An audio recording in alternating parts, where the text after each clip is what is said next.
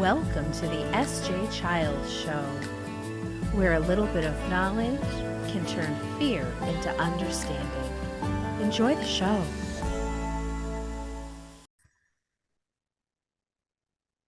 Hi, and thanks for joining the S.J. Childs Show. I'm really excited today to talk to this guest. I met him through the Global Autism Project, and as he will tell you, I've been stalking his profile. And no, not really, but I'm just following along with, some of the things I find that his interests are my same interesting interests. So when you find like-minded people, you're supposed to stick with them, right? Uh, Thank you so much for being here today, Andrew. I'm absolutely thrilled to be making not just your acquaintance, but everybody else's who's listening. So it's really great. It's great to have been on camera together in a group setting, which is kind of funny to say, isn't it? But in Zoom setting together, but we haven't been able to get, intimate and talk and really kind of get to know one another. And I find that when I am listening to you in other conversations, I am in awe of the absolute brilliant mind that you have, number one. You speak so beautifully and eloquently, and also you have so much value to what you're saying. That's the most important part, obviously. So thank you for being here. And let's just start, I guess, at the beginning. I mean, and you can start at I was born. A lot of people like to start there. However yeah, you'd like to. I don't really remember anything else before that, so I feel like that's kind of where I have to start. Other than, I love it. Well, I was born and raised here in Houston, Texas. Almost 33 years old. Been living here my entire life, so I'm fairly rare compared to most people that live here in terms of me having lived here my entire life. So it's definitely a city that people like to move to for the job opportunities. But I just got dumped here, and I kind of liked it, and I stayed here ever since. So I would have not had any siblings, so I've been the only child of my two parents. They're from Florida and Michigan, which go figure how they ended up in Texas raising their kid. If you've ever been to either of those states and you put them together, this is kind of what you get. That's So fantastic. my mom is a professional musician, which is where I get my aesthetic side, and my dad is an engineer at NASA, and he works in the failure analysis department. So he's responsible for telling you when stuff is broken, which hopefully we will not need him to do that today. And that is partially why I attain some of those traits as well. Like I also think that I got a lot of autistic traits from an engineer as a father, as you can probably also guess that. And does he have a diagnosis as well? We don't know. Of course, He yeah. might get it, but we just we just learn to appreciate him for the way he is and the gifts that he 100%. brings our family. So I love that. And, another resonating thing that is so a similarity between you and I, we're both only children. I think that there's a theme going here. I'm seriously like, we must be separated at 12 years after birth. No, just joking. We're only children. I'm an adult. Come on. right. We're now I'm trying to be one. No, I'm just kidding. When did you get your diagnosis? At what age?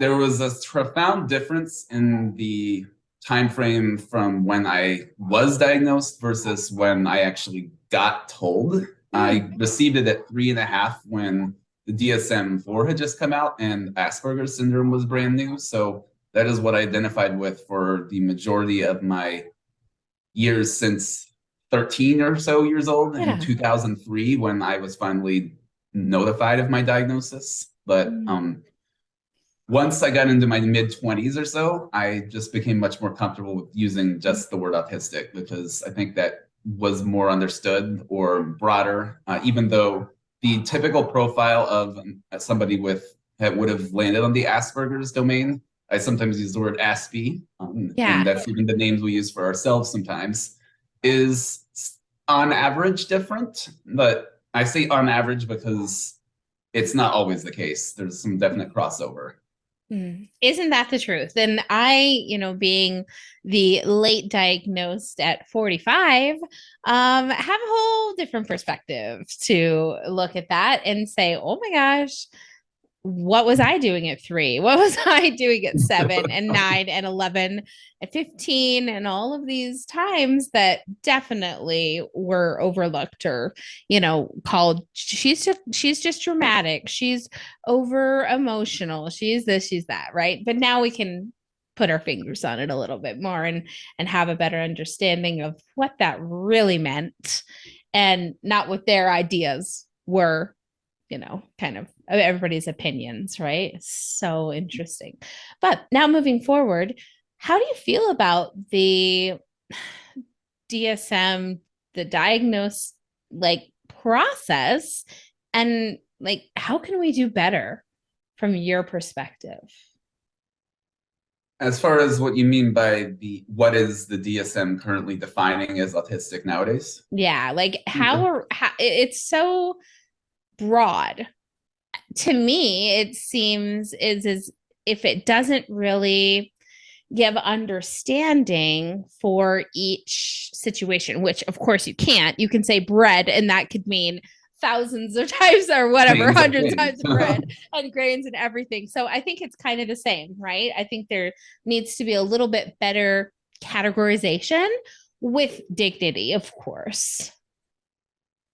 That last word you said would have been one of the things that I would have mentioned. I think that we are doing a great job with delineating the technical details of what is autism specifically, how does it manifest, and we're even starting to get a little bit more detailed. Like we didn't used to have information about specialized repetitive interests in the same way that we do now. And it's certainly been a part of the autistic framed mind for as long as we've been diagnosing it. But it's not been until recently that we've looked at that as potentially a good thing. And that's one aspect of the part of dignity we've been lacking for a long time, but hopefully now that's changing.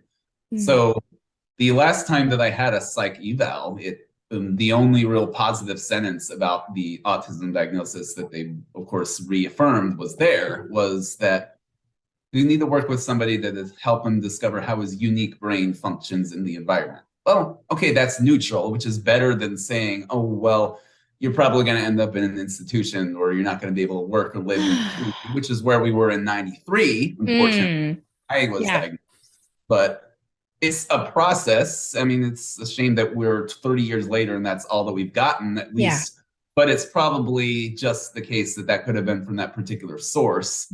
And I might have gone to somebody else and they would have been even more optimistic than that. But it's still progress, don't get me wrong. It's just, could be better. And if it specifically focuses on what is it that you can do with the cards you've been dealt, and you might have the ace of spades, but you just got to know where to play it. I like that analogy. That's fantastic. So tell us a little bit about school, growing up. What was that like for you? Growing up in elementary school was pretty good. Honestly, that was the first mainstream school that I've been a part of, and I was in the general education classroom by the time I got to about 5th grade. I was in a self-contained classroom at the age of 7 when I first transferred into elementary school. And the programming there was mostly based on a criterion reference chart where specific goals that you had, such as didn't talk out of turn or completed all assignments, followed all directions that were given, was rated on a scale or during particular intervals of the day. That's I can remember that. I remember bringing home that chart and asking Dad, how did you do today on a scale of 0 to 100 and seeing if I could beat him. I remember one time he said 99. I'm like 100. Booyah. That's fantastic. So there was a mixture between this skill-based competency with target skills and methods that at that time weren't were used commonly but wouldn't be allowed today or even possibly illegal. So there was a confinement timeout room that you had to go to if you continue to break the rules. You go to the cool down desk first, and that was your warning. You would spend 2 minutes there and then come back out if you were ready. Sometimes you'd go there intentionally because you knew you needed it.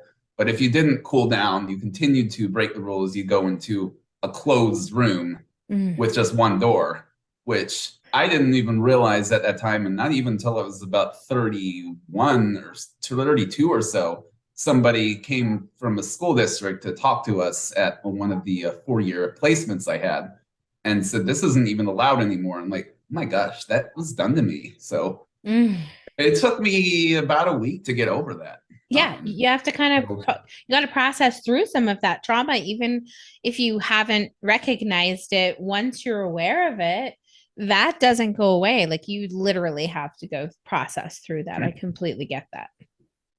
Yeah. Wow. That's really the only major thing about elementary school that was that I can think back was problematic. Because in general, the teachers were very well intentioned and they had a goal and they saw progress over those 3 years. Middle school was much different, and I've spoken to a lot of parents and even a lot of peers where they say elementary school was great, and then middle school turned around and kicked me in the butt.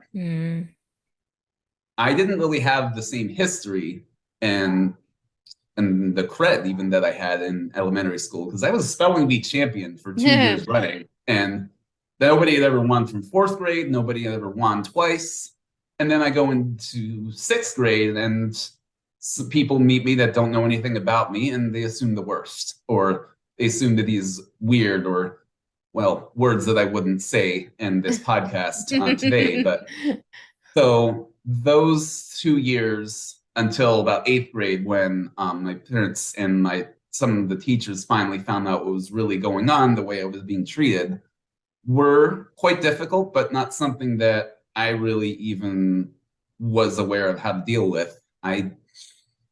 This part of me was like, no, the body will tell you no when it doesn't want to be treated a certain way, but if there's nobody to hear it, it's not like it's going to make too much of a difference. So interesting. Yeah. But then around at the end of middle school is when I finally learned that I was autistic, and it made sense of a lot of things, but it didn't really undo what had already been done, and that had to be dealt with a lot later in life. High school was significantly worse, and so eventually I was pulled out of high school and put through homebound because it was a much safer environment. Yeah. And I'm wondering if that program's still around because it was really effective for me. And the 2 teachers that came to my house to bring the assignments that I needed to complete in classes were really helpful and understanding. We even had our own catchphrases. One of my teacher's favorite phrases was unexpected. As if I did something that was either out of line or out of character or wasn't necessary, where I went over the top, she would say that. And then cute. There were particular activities that we always liked to do when they came over after the work was done that we just had fun with. So I'd go to the local Asian market and bring home a different, like, exotic tropical fruit every time if I could. I love that. And we play web version of Deal or No Deal, which was like a show I was obsessed with at that time. Yeah. So, but once you finally get people that go along with your interests and can take the time to get to know you and make that a part of your relationship, you really do grow. And I'm very thankful for that because it was a gesture of good faith in me that I really needed at that time. Yeah, sounds like it. Did your parents travel a lot, or what was that like for your childhood? What was your like family life? My parents were workers. They were always gone, and I was either a latchkey kid, or a lot of people don't know this, but I lived with my parents are divorced. I lived with my dad in high school, and he was in the military, so he would go away for months at a time, and I would live with house sitters. So I was the one who lived with strangers in my teenage years. Strange. Look at how well. I know, right? I'm okay. It'll happen sometimes, particularly if somebody's very resilient. I guess so. Yeah, that is so true. So my dad works pretty much full time at Mhm. NASA. He's been there since pretty much he moved down here. Almost Amazing. 40 years now that he's worked Wow. there.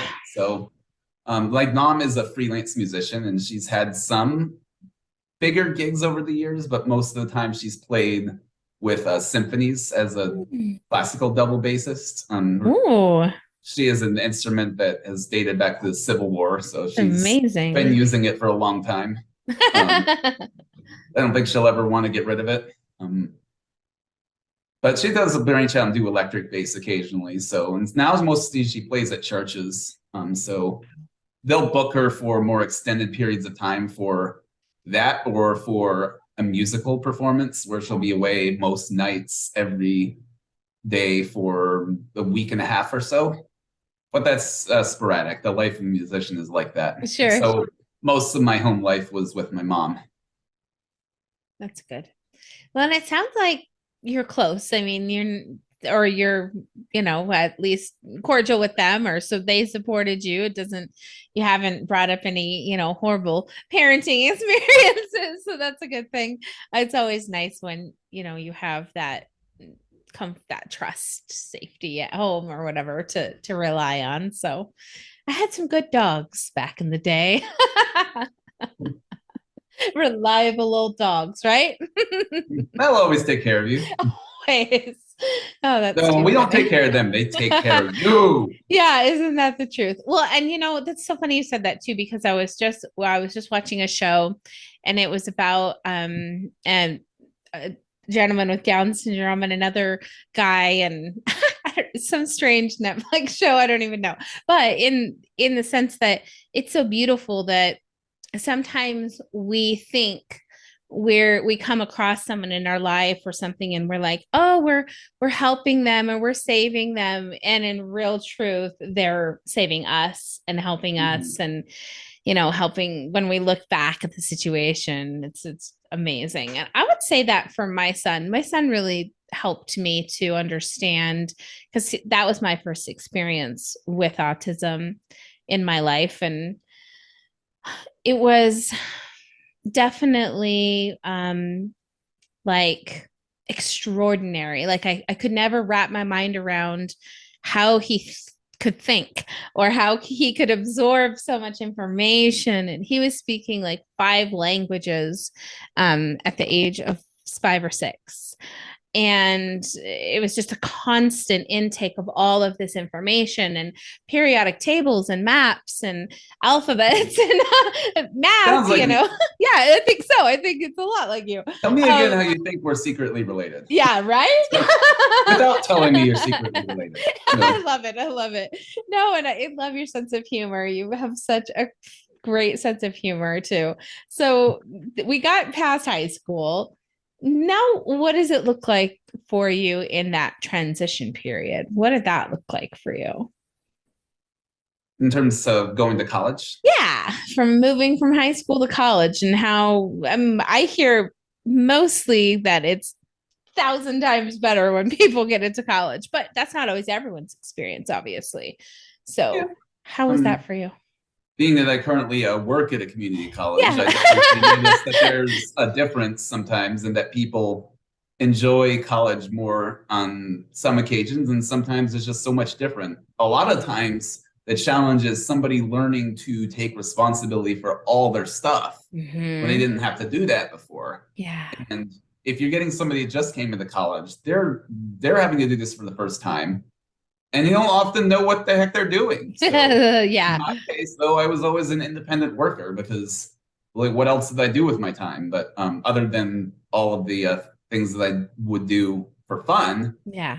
I could spend pretty much as much time as I wanted doing my work, and I would make sure I get it done. And I was very Yeah. studious in that regard. So I didn't find it too difficult to transition to doing things on my own. I just needed to learn how to use planners and write schedules and do that a little bit more than I used to. Yeah. And also, even though there's not going to be as much slack cut to a college student and they expect you to be an adult, and there were a few times when I did have to learn that the hard way. It wasn't going to be me just assuming I could get away with stuff, but Generally, though, being around adults and being in a classroom setting with other people, and I also just lucked out with the professors that I got because they were pretty much all good, if not excellent or amazing at the absolute best, that I did feel like I had a place, and I grew from every single semester. And to some extent, that's how we end up growing as people. And that's how we teach our autistic loved ones how to socialize, is you just put them out in front of people and they do it. They make a whole bunch of mistakes, but who doesn't? So, Yeah. Love and I that. just continue to get people to telling me that I just improved every year and how sociable I was and how much better I could hold conversation, how more focused I was on the other person. Mm. And I can't point to a specific thing that really impacted that, except much later in life, in like 2021, when my focus of my practice in behavior analysis really shifted. And I could definitely go into that if we're going into my professional side. Yeah, absolutely. Let's talk about that next. Like, that's exciting that you were able to take something that not only can you gain, knowledge through a textbook, but you have lived experience, which is something that not every therapist, especially, can take with them into situations to give that individual or client the best nurtured care that they can, with so much more in mind. Yeah, I That's love something I that. always envisioned for me, Mm. going into a field where people with autistic people were very valued, not just as the clients, but as the practitioners, hopefully.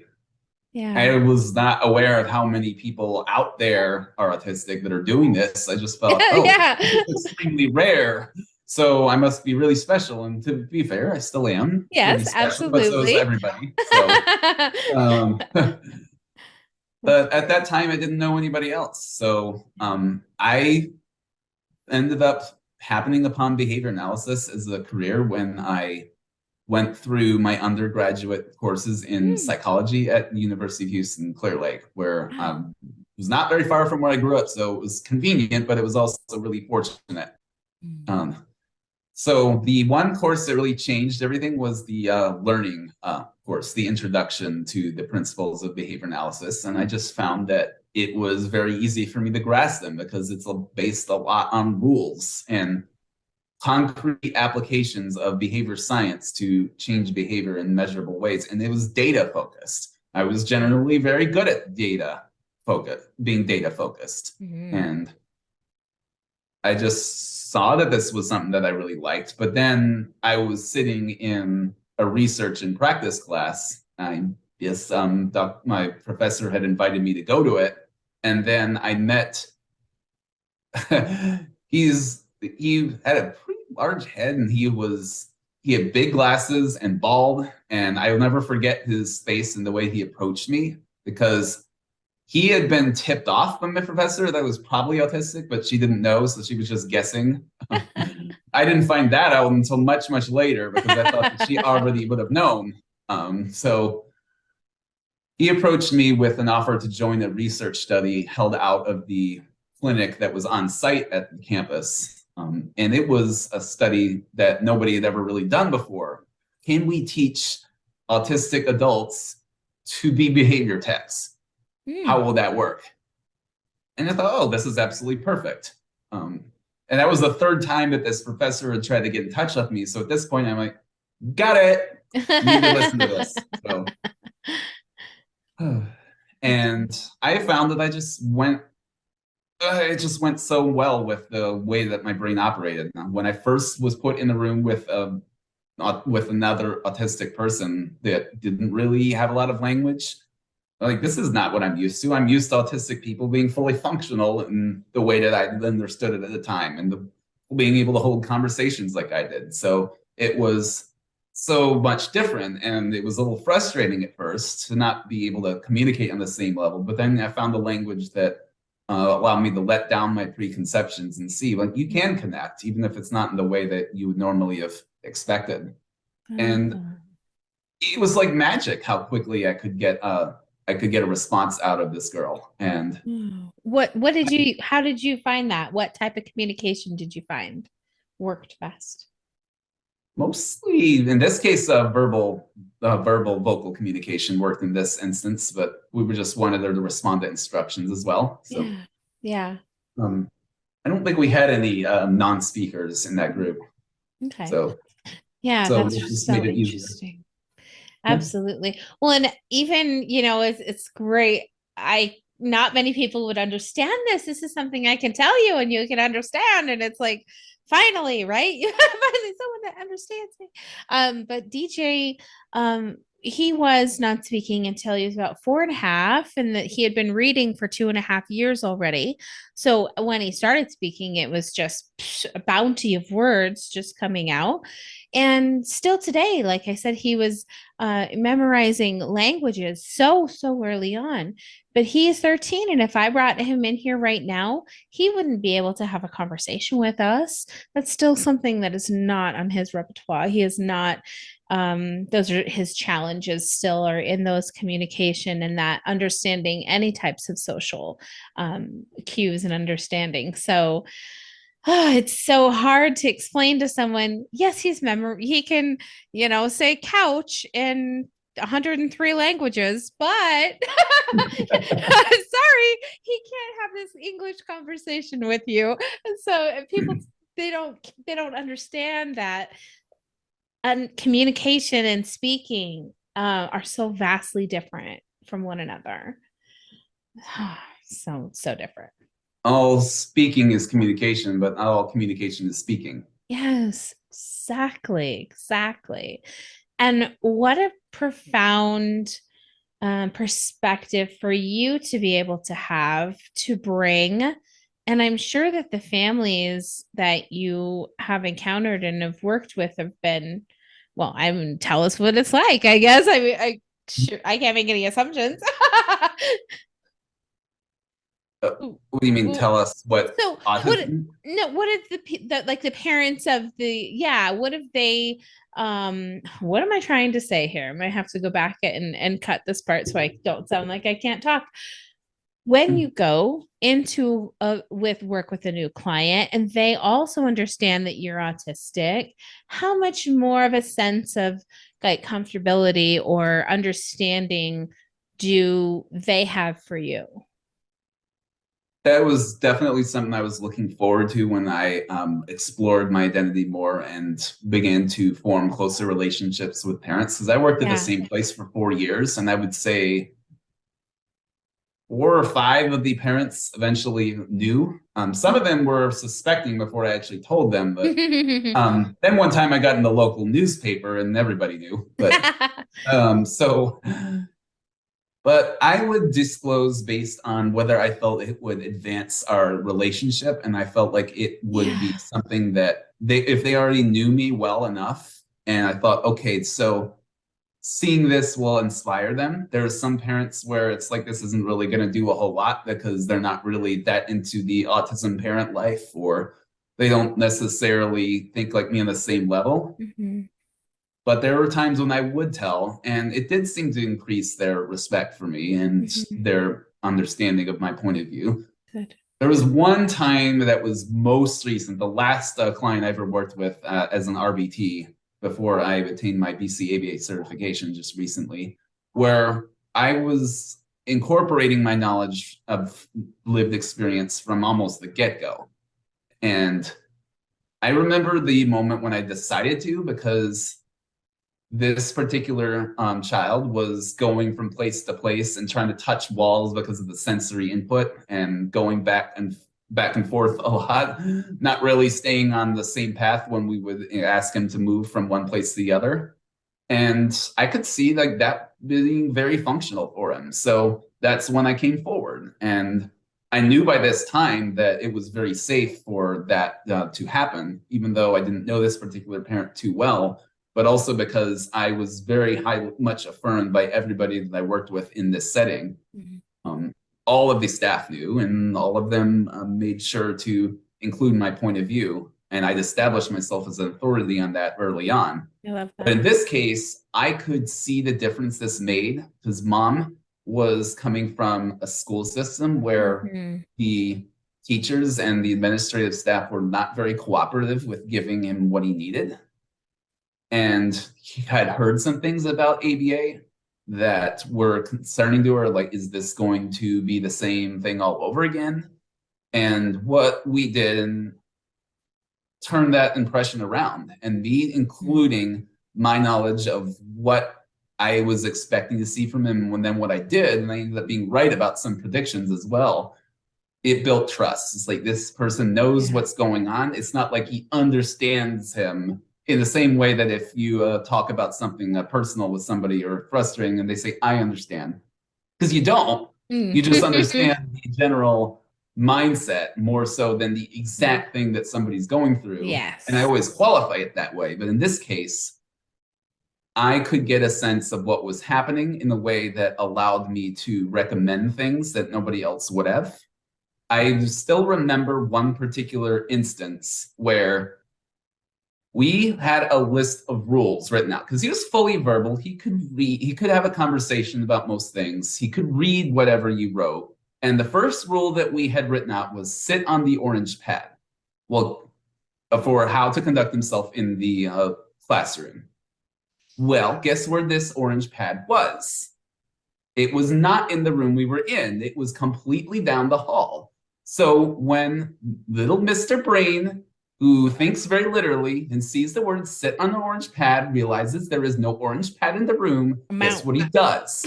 Yep. Getting out of here. Where's the orange pad? I'm like, stop, guys. As soon as he finished saying the sentence to him, I'm like, this is going to go down. Yeah. And I know exactly why. So we brought him in there and said, okay, I understand why you think that way. Let me explain a little more. Let me clarify this. This only applies when you're in the classroom and when we have it have that orange pad around. Yeah. So I saw even more buy-in from my fellow staff members when that happened. I think mom could tell that I was keeping an eye out actively Yeah. because and I would have done that specifically. And over time, I just continued to be involved in more conversations. I helped write part of his final discharge report where I listed out things like that as recommendations for how to work with this child in the future for anybody else who was going to read it. And I even told the student at the very end, I said, hey, you know, you're special, you're different, and hope did you understand that that's a good thing. He already knew Yeah. what autism was, Yeah. and I just reassured him that that's a good thing. And I felt like I could even give this little kid an example too. I love that. That's so important to build those trusting relationships with your client. I'm not a therapist. I'm just coming from a mom's point of view on that, building a relationship with my child and a trust relationship. I mean, the moment that I see that there is a lack of understanding or cognitive going on, I have to be able to step in and be his protection, if you will, in those moments where he doesn't have the sense to do it for himself. But in the sense that there's so much literalness, I just love that you said that because there was there was a time where it was when they were really little. Our kids are 2 years apart, 13 and 11, but when they were like 2 and 4 or something. And there was a chair outside, like a little wicker chair, a little child's chair. And we said to our daughter, who's the artist, you know, here's some paint. Go paint the chair. Just paint all over it. Do what you want. Have a great time. Mhm.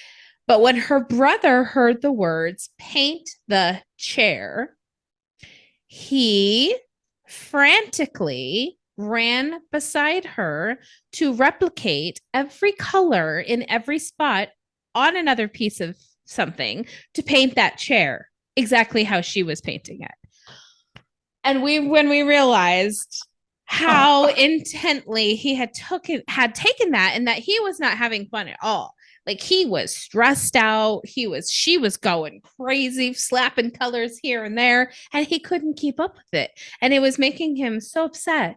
And we were like, you guys are doing an art project. You're having fun. Why are you getting upset? And then we realized what we had said, that's exactly what he was doing. But it was so literal for him that, yeah, we have to be so careful with, and I'm sure you help parents understand this, so careful with our language Yes. in communication and in relationships with people. Yeah. And everybody's going to take things differently as baseline or the way that their brain helps them to process speech. But I could absolutely see that happening. Let's paint the chair mean, paint a picture of a chair or paint the actual chair. Yep. I love to play with that ambiguity and just in general, the sense of ambiguity and what I find funny. Because ambiguity or double meanings is just a naturally funny thing in comedy. So yes, that allows me to grasp that much easier than most people. I did actually share with you the Facebook page that I run where I point out stuff like this in the environment. You did. The very first post that I made was I went to a doctor's office and there was a sign on the door that said wheelchair restroom in the back. I'm like, wheelchairs need to use the restroom? What the?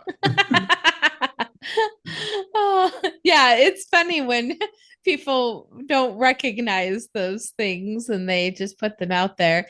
And it takes us to come along and notice them, to point them out, to say, you sound ridiculous.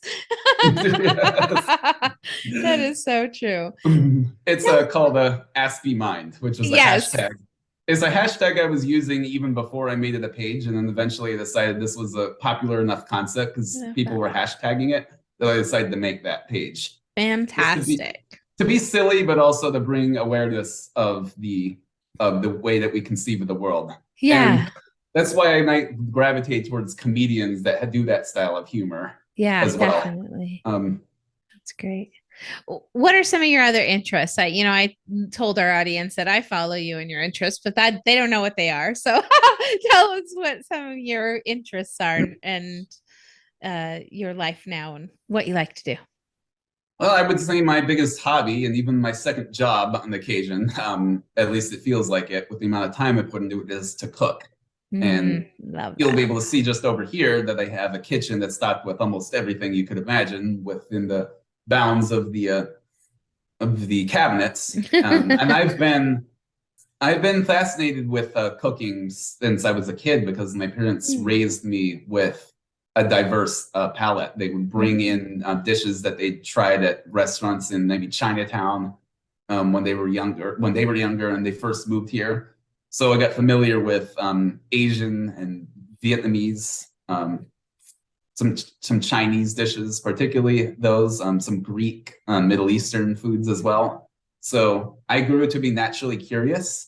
And the church that I've been to since I grew up had a multicultural festival. And every January at the very last week of the month, I think, and people would come with native garb and artifacts from their home countries of origin, and that would number to over 20 of them. So you had Nigeria and Ghana and Indonesia and the Philippines, and let's see, you'd even have like France or some of the more well-known countries where you might have something like a crate. But at the Ghanaian and Nigerian booths, they had these rice and beans and stewed meats and plantains and things that I've never really forgotten. And the way that the people served it with a whole lot of love and excitement, and they just genuinely cared for you. I never forgot that. And so I just look forward to going to these booths every single year. It was like I would wait 6 months to go to it. That's so cool. I was like 2 weeks away from this festival. So it was just naturally something that I enjoyed, but I mostly ended up either going out to eat or having it cooked at home until I moved out and lived on my own. I've been living on my own for the last 10 years, so I've gotten a lot of time to learn. Wondering when the day is going to be. Like, I'll be 46 by the time I've lived on my own as long as I have with my parents. Isn't that interesting, right? Yeah. So over that time, I've just grown in my ability to make a lot of different different types of dishes and use a lot of different ingredients. And It's I cool. just actively seek out new adventures and try to cook new countries every so often. I think I'm over 120 of them right now. So, Wow. That's but amazing. not so hard when you're in Houston, when you can get almost anything you want. But Yeah, that's really maybe, cool. maybe not in Utah. I don't know. Probably a little bit more international than Salt Lake City. Yeah. I mean, I would say it's pretty good. It's pretty diverse, but my family personally, not so much. We need some work in that area.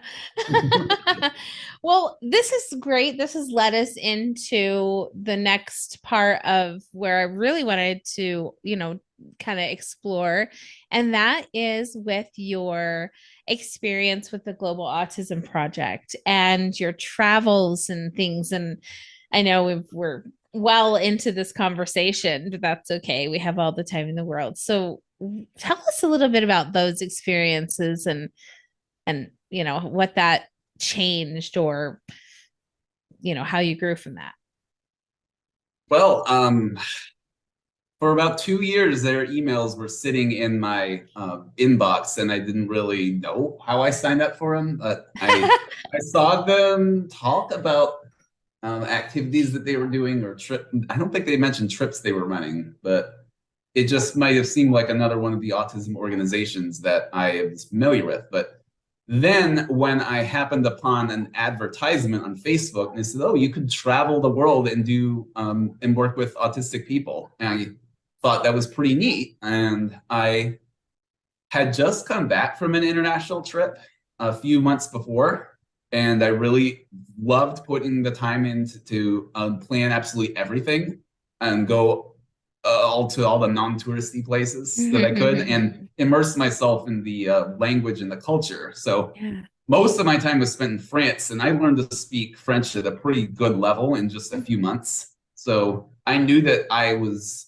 capable of investing the amount of time and energy I needed in order to really soak a country in. Yeah. And this time I thought, well, why don't we, maybe I could do this again, but also combine that with my love for what I'm doing. And I wasn't really working much at the time. I just started a new position that was very much part time. So I had the freedom to do that if I wanted. And I just signed up and put some information off to the side in the Dropbox. I didn't know my parents had seen it. I planned to tell them only when I got accepted, but they found out before that. So I ended up getting invited to go to Prague, Czechia, short name Wow. for Czech Republic. And that happened in summer of 2019. Wow. And of course, I did the thing that was in vogue for me at the time, where I completely immersed myself in that culture as well. It's really to the detriment of a lot of other things in my life because I was so obsessed with it that I pretty much lost track of other things. But I did become at least capable enough in the language and in the understanding of the local food and perhaps some of the customs to be able to make my way around and it really helped some of the team members as well because nobody else had picked up on it. So And what global language did you speak there? check. Okay, So I wasn't sure if that was what they. Wow, that's amazing. So, Global Autism Project, for those that haven't heard of it, they're a worldwide based organization, but they come from New York City originally, and they started when their CEO, Molly, moved to Ghana with a family that she was working with at the time because they were moving back home, and they asked her to come with her, and her 20 or early 20-year-old self decided to do it and learned that there was a great need for international autism services everywhere. And that was 20 years ago. And look where we are now. Amazing. There's over 10 countries that they work in, only almost 20 that they have worked in and throughout the life of the organization. So at that time that I traveled, the organization was mostly focused on directly helping staff and owners within a partner center. Mm-hmm. And so even though I'd had 4 years of experience in a center before, I was not a BCBA like a lot of the other people there were. So I didn't have as much to contribute on the clinical front. what I contributed was mostly that I understood how to get around this particular country. I could translate, but also that I was autistic. And Yes. that ended up becoming one of the themes of the talk that I was asked to give when I was in Czechia. So, and I called that um, a world without borders, to Oh. represent the fact that I was crossing a lot of borders Yeah. by being the only autistic on the trip and the only person that had studied the language and the culture to this extreme, and feeling like I was a bridge between two worlds in more way than one, Wow. and seeing that there are some barriers to inclusion, um, and seeing perhaps in another country where the understanding and knowledge and awareness and acceptance of autism were not as strong. And I structured the talk around those themes, where these are the four tiers of what we now want, what we used to call autism awareness, but now it's more like acceptance. But Mhm. acceptance is not something you get to overnight. You first have to start with, you got to know what it is in the first place, Yeah, which in Czechia is not that common. Um, exactly. Unfortunately, the case for most countries around the world. Um, Yeah, that's so interesting. my theme was mostly around how do we get from one tier to the next, and then when we get to that final tier, that's where we want to be as a society, not just as we relate to the marginalization of autistic people, but everybody. Hmm. If we accept somebody for who they are, then we can cross any kind of border. Hmm.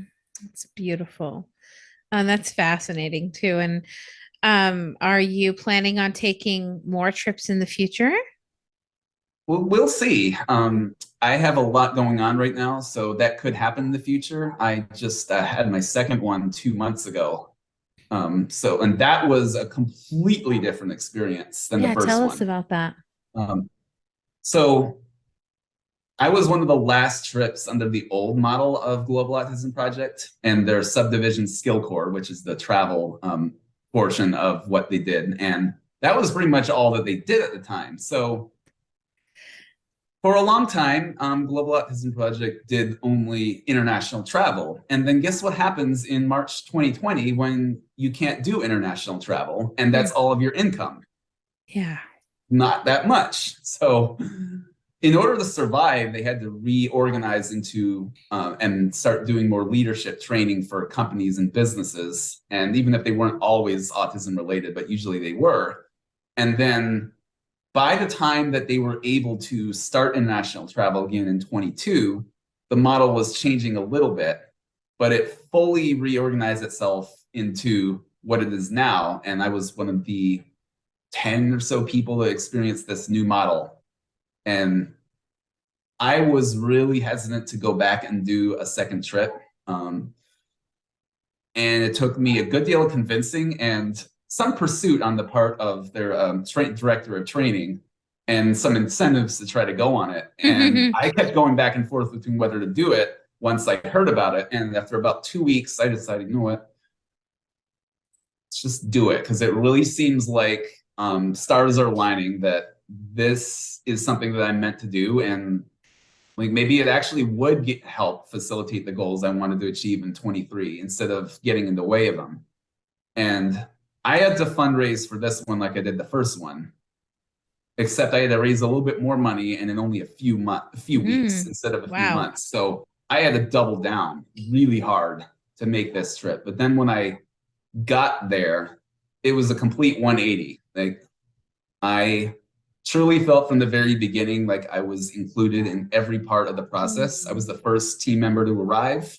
Our CEO and our director of outreach just sat with me planning how we're going to bring everybody in from the airport into the hotel. How Yeah. is this going to go? What role are you going to have? And there's going to be quite a bit because you're the only self-advocate. And we need you to do certain things for us to make this a really amazing trip.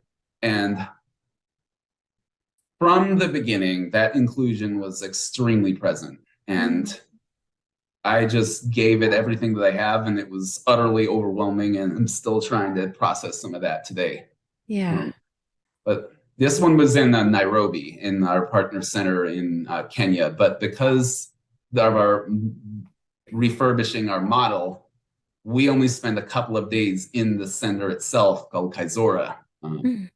A lot of the time we spent organizing events like a corporate dinner with employers who were looking to hire autistic people, and even a dinner with self-advocates in the local community and their parents to Wow. get some visibility and put their story in front of other people. Mm. And we went to a coffee roaster in Athi River, in about an hour away from Nairobi, that actually employed some of these autistic people.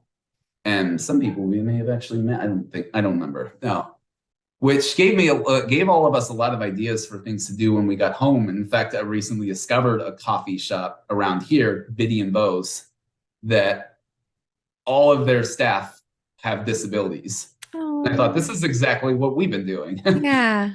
So the way that this could really change the fabric of of society is immense. I love And that. I truly also felt that whenever I travel to another country, whether it's with Global Autism Project or something else, like I make the time to really get to know where I'm at. Mm. And I really wanted to experience Africa in a way that was open-minded, and like wanted to get to know the people and what the culture was actually like, because we have a lot of misunderstandings about what Africa is like. Yeah, definitely. I'm really But proud of you for that, though. I mean, not like I'm your mom or anything, but I'm so proud of you. From peer to peer. I'm proud of you for putting yourself, in that mind frame. I think that your intentions and your message that aura that you have is just so lovely.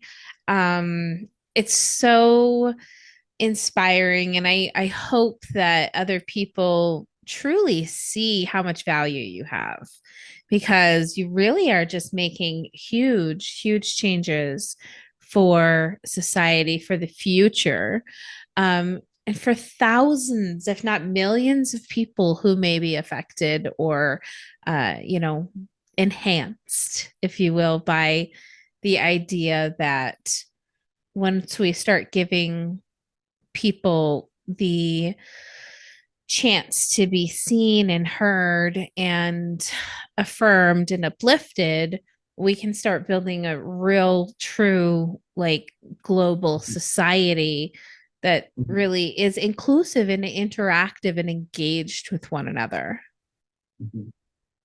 it's something that I've always had wanted in my life. And in fact, sometimes when I feel deeply affirmed or included in something, it's extremely emotional. And I'm the I crybaby. could break down and cry, or I could completely freeze up with how emotional I am and not be able to express it for a long time.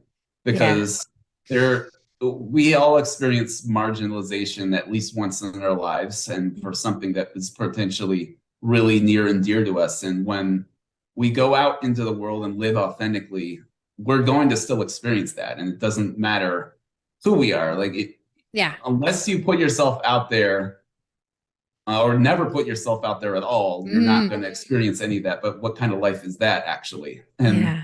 this So is true. similar to the way that I approach the concept of what is affirming, because we talk about neurodiversity affirming care in behavior analysis, and a new movement towards making sure the personhood of the client is being seen and heard and respected, and um, even nurtured by what we're doing. The goal of ABA the goal of ABA shouldn't just be about making a scientific behavior change. It's part of it, but if that's all you're doing, then you might be missing out on the chance to really help them grow as a person. And maybe the way that you're teaching is effective on a pure database standpoint, but it might be damaging in the long run. And I'd like to go into that if we have the time. Please, we have as much time as we want. If I have to break this into two parts, I will. Good. Okay. All right, well, good. I got another couple pages of stuff. Yes, So okay. I love we it. I love it. should define what I mean by affirming in this context and what Yeah. is neurodiversity affirming. It's still being defined officially, and it's gaining a lot of traction as a movement in behavior analysis.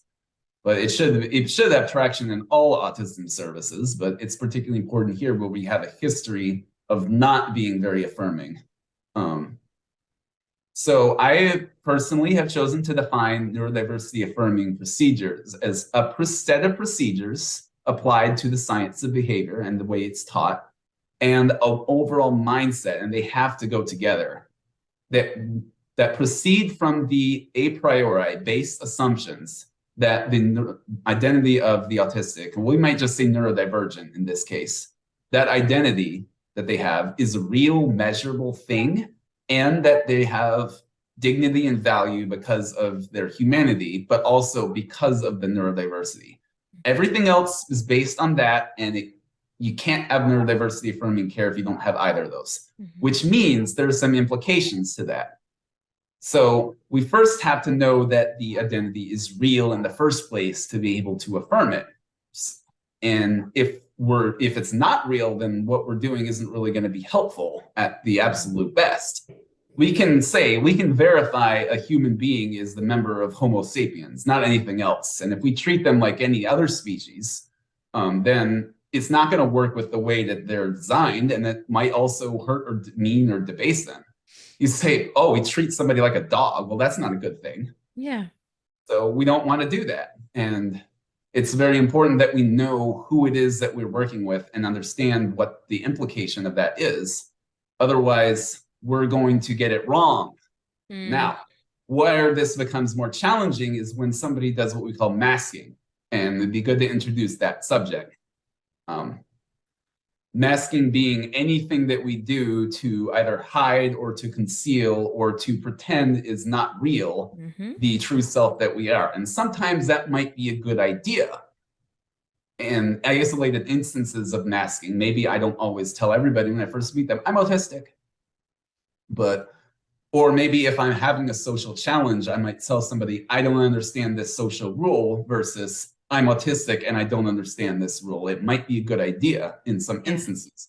As a way of life, it doesn't work because we're just naturally different than other people. And if we pretend that we're neurotypical, or even convince ourselves that, or even try to convince other people that we are, we're not really doing us a good service. Absolutely. And masking is what creates a false identity for other people. And if we affirm that, it sounds affirming on the surface because we're agreeing with the way they're defining or presenting themselves, but we're actually disaffirming who they actually are and potentially doing them harm. Now, how do we determine the autism? Two sources of evidence. Diagnostic. You got a piece of paper in front of you from a psychologist or psychiatrist or whoever's diagnosing you, I'm guessing just those, that says autism spectrum disorder or whatever it is that's going to be used in that particular milieu. Then you have the behavioral evidence, which is going to tie together with it because that's partially how you do the diagnosis. But also, you said you got partially diagnosed or at least reaffirmed in it through a brain scan, right? Yes. You can use that. There's evidence there. That's objective. Yes. So there are values in our field of empiricism where you prefer things that you can see or measure above other things. As a general rule, doesn't mean that things you can see or measure are the only sources of evidence, but you should assume that in general, as well as a principle called parsimony, where you learn about you use the simplest explanation you can get. Now, how that works is the diagnostic and behavioral evidence is pretty objective, if not completely. It's the best that you got. Now, if somebody is masking or they're acting in the neurotypical fashion, maybe they're neurotypical. That's possible. But if you apply the principle of parsimony to that and say, what's the simplest explanation for that? That's the simplest explanation in the vacuum. But if you got autism spectrum disorder on a sheet of paper, you've got the classic behaviors in there. That's evidence against the theory that they're neurotypical. Yeah. which means you have to think a little bit deeper. We have to go to the next simplest explanation, which is they are, and maybe they're saying, I'm normal. No, I'm not autistic. Don't call me that. But that's not actually an accurate or valid expression of who they actually are. And that's very often the case in people that have some type of trauma or shame or negative impression of who they actually are underneath. And that's usually what's driving masking, particularly when it becomes habitual. And we can show that that happens if we look deeper. We may not be able to tell it right now, but we can see that other explanations for the phenomenon of masking are insufficient. We can show that, and we do also know from a lot of evidence about how trauma works that it can influence somebody's behavior in that way. If we don't do that due diligence and we just affirm the neurotypical self that they're projecting out to the world, and if they ask us, oh, well, or say, I'm neurotypical, I want you to just pretend that's the case, and we go along with it, what are we doing? Are we really helping them? Maybe we're helping them avoid pain in the short term, but really what we should be doing is minimizing the effects of pain rather than minimizing pain itself. Because that self-identity is still going, sorry, I didn't mean to cut you off there. That self-identity piece though is that's so tricky, because we, in like what you're saying, want to give all the affirming and all of that. However, if it's to the endangerment or the, like you said, can be non-beneficial to someone because they're in like this masking projection, then I think it's totally best to, and it's that, oh my gosh, my brain just like light bulb moment. And oh my, don't you love it when that happens? And in the moments that, I'm so sorry to bring this back, but that my child was being characters in, like, for maybe some time he was Sonic the Hedgehog, and everyone had to call him Sonic, and everyone around him had to be the character. He wouldn't reply or respond or interact with you. Like, I was Tails the fox, and I had to be, or I couldn't interact with him. I couldn't interact with Sonic unless I was Tails. And so but in those moments, and I remember having a conversation when he was a little bit older about him being Garfield, and me saying, Garfield is not a person, it's this idea and this adventure that you're having, but it's not this real identity. He never ever dressed up or was a character again after that. And it kind of hurts in a way that, like, did I take this away from him? Did I harm him in not being able to be expressive in those things? But in the same way, like you're saying, he can't go into get a job and tell the boss, hey, my name is Sonic and you're Knuckles and we're buddies and let's go, right? And you have to call me Sonic. Yeah, so. Exactly. So that's just not going to work. I mean, said that, in the context of that play game, that's fine. And it's sad that it turned out that way, because I think maybe at that time it's hard to delineate the difference between this is a fantasy that I'm living in right now, and I understand that, and sure, that's fun. But if you try to make that into the reality of who you are and project it that way to the world and make other people believe it too, that's not going to fly. That's going to hurt you. Yeah. So I'm so glad you said that. No, I mean, it makes me feel better that we did the right thing by maybe letting him stay in that space for the time that he needed to be, but then also helping him understand that that wasn't a place that he was going to be able to take into every situation further in the future with him.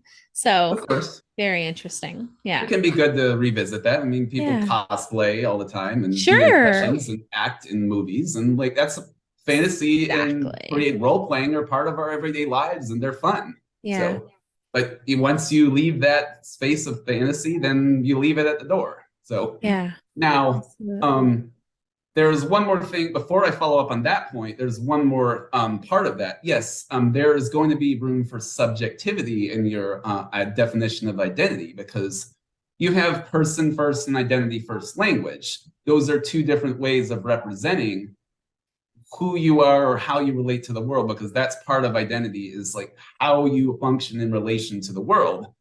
Even if you don't identify as autistic, even though neurologically inside you are, I mean, you might live that way as well. Yeah. It's up to you, really, whether you do person or identity first. They describe subjective aspects of one thing that is objectively true, that you're autistic. And I just said one of the two there, but I have to choose one. So it's the way you perceive a specific truth, put it that way, because there may be different ways to interpret it as long as you accept that the base truth is truth. You have the freedom to define something that's subjective however you want, either as something that doesn't define who you are and it's person first, it's not all of you, or it can be integral enough of a part of you that it's identity first. And in my case, I prefer the latter. That seems to be the majority opinion nowadays. You can even use the capital A for autistic, and I just learned to do that recently, so I often do that now. Like, it's the same reason that sometimes deaf people will use a capital D and deafness as an identity, even though it's not generally been conceived of that way. I respect people's right to be called whichever of those they want, because they're both true. Absolutely. Now, what's not true is that I'm not autistic. That's not true. You can use subjective descriptors only to refer to a subjective aspect of your identity. If the identity is entirely subjective, it can't stand on its own 2 feet as a concept. So then revisiting the concept of masking, if someone were to, let's say I'm coming to you as a client and you're a therapist in an alternate world, and you have the diagnosis in front of you that says autism spectrum disorder, and I say, no, I'm not autistic. Are you going to go along with that? The description of who I am, or are you going to be a competent therapist and say, oh, what, can you tell me more about that? Or why would you say that? Or in behavioral terms, what's the function of that? We don't ignore it. We don't dismiss it as silly talk. We listen to it. It's very important. Oftentimes there's a serious reason. So let me ask you now, what kind of questions would you ask me if I presented that way to you?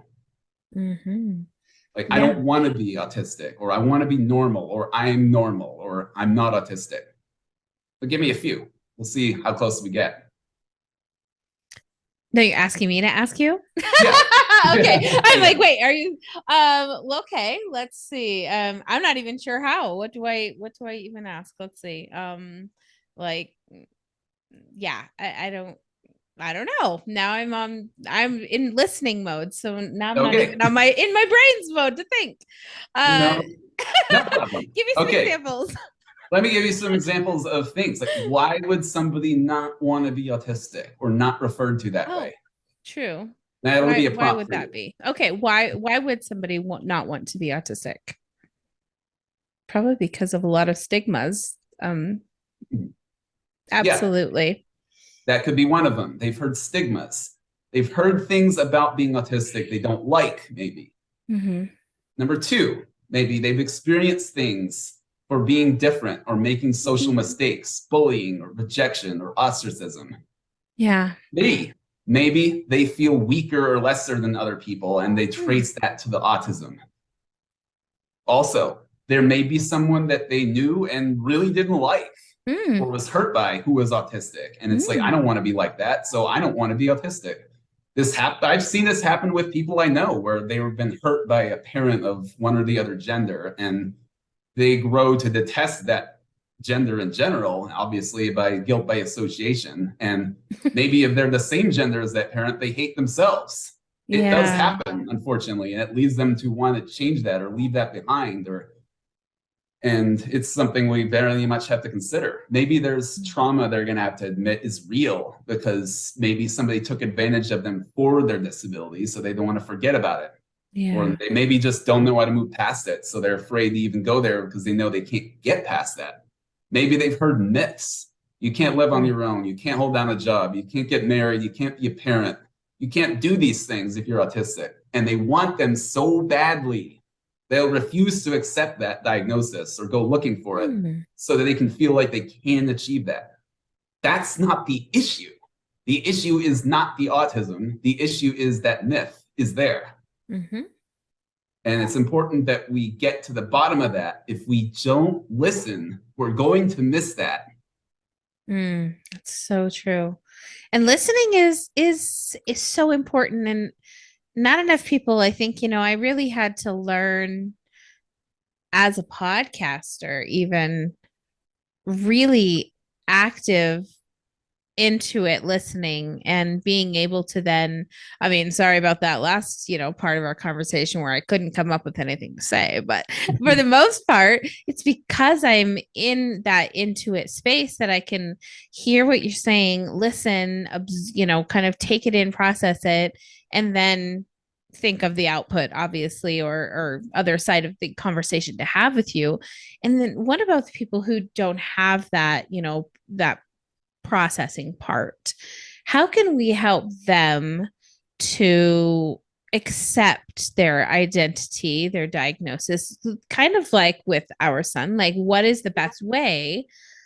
I think, like you have said, through honesty is just that's authentically where it comes down to. Isn't that the truth? Yeah. Of course, there's been several stages of this psychological analysis where we are first understanding what autism is, what it means, what identity means, why somebody might hide it. And then maybe now we get to the process of the questions to ask, and they don't come naturally because most people would probably do the same thing if they haven't been taught to ask the questions. They're like, oh, just go along with it, whatever makes you happy. Yeah. But it's not really what's making them happy.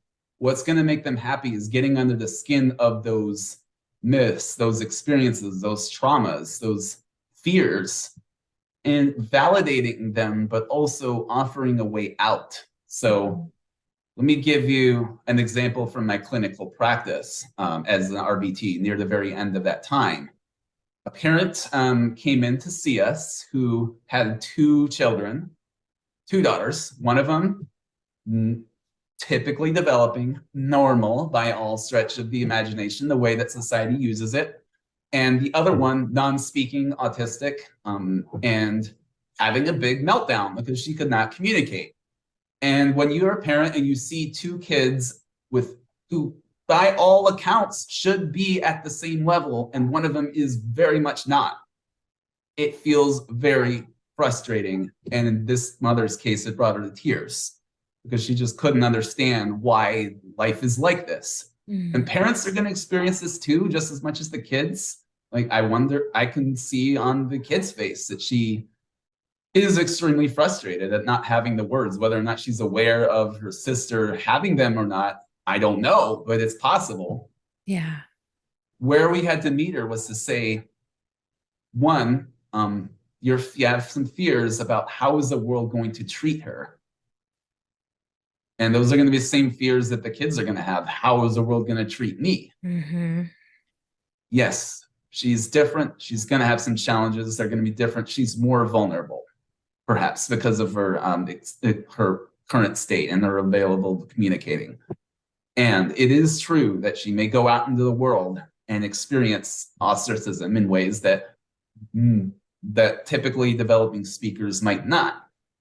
And the other important thing about that is that everybody is different. Everybody's got what we might call a disability in the sense of something that they can't do. And we're all afraid of that.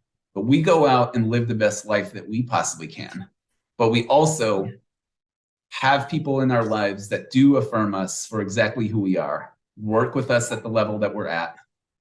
And the more of that we have in our lives, the less the people that oppose us mean to us. If you have 1,000 people that love you, then that one angry commenter on the internet, that one parent that looks at you with the dirty eyes and says, why can't you control your kid, might hurt a little bit at the absolute worst, but it's not going to phase you the way that it did before because you have a basic idea of who you are and what value you have, either as the parent or as the child. And that is all the best that we can do. Yeah. But it's through understanding our value and the value of life itself and the gift that it is that we're able to get through the fact that it's full of suffering. That is so true, isn't it? Mm. And it's really how we move through it and how we react to it and how we, as parents, I guess, be good examples, as therapists, be good teachers, as teachers, be good teachers, right? Mm. And as individuals, just do our best to, I think, in that one with Seisha, I think that she had mentioned be 1% better than the day before. 1%. You don't have to shoot for so much all the time, but if you can 1% yourself every day, then you're always making progress. And I think that that's so valuable and can be easily measured that way. Yeah, definitely. Oh my You gosh. absolutely, you absolutely can feel good about yourself when you're measuring your progress and you let your wins stack up, like she was saying. Yeah, Um, definitely. This has been such a fantastic conversation. I'm so glad that we got to connect finally and really just have a conversation and not be of course. by guidelines and rules and other people's, recording processes and all of that stuff. So it's just been such a pleasure to get to know you. Thank you so, so much for your time. And I've been really looking forward to appearing on this show for a while as well, because I Oh, just admire the thanks. diversity of points of view and the amount of the different personalities you have here, as well as your general love of people and Thank of what you you. do. And I really admire Oh, that very much. And thank you I'm so super much. glad to have been here. Yeah, I'm really glad too. And as I said, earlier, I apologize for my tend to be flakiness and my last minute thinking of things. And yeah, but overall it works, right? I'll clean it up along the way. And my ADHD and planning get a little carried away with each other sometimes. So thank you so much. But no, it was great to have you here. For listeners that might want to have any questions for you or connect, is there any place you'd like people to send, or you can say I send them to me and I can get questions to you if you'd like after that.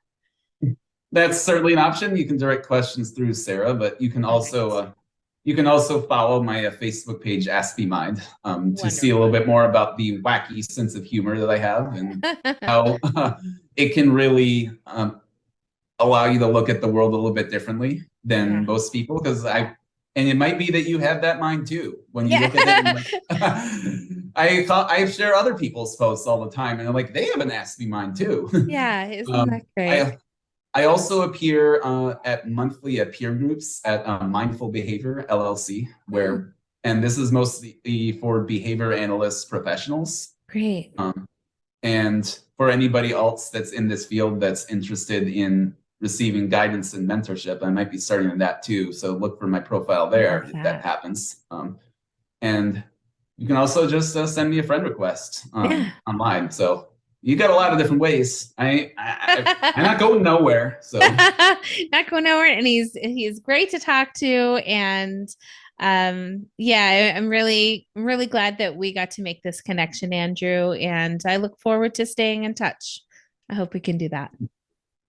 I am really looking forward to continuing to work with you as well. Yeah, we get to do that global autism project, and that's been so nice to have the support of all of these amazing contributors along the way. And yeah, the world No, we're yeah, building is just going to be a better one. That's our mission, isn't it? and has a lot to do with the work that we've already been doing. Yeah, So for sure. So keep in touch, people. Follow us in all the right places. Go and check out Ask Me Minds and also look up Andrew Bennett if you want to connect. Thanks so much for joining us today, and we'll talk to you guys soon.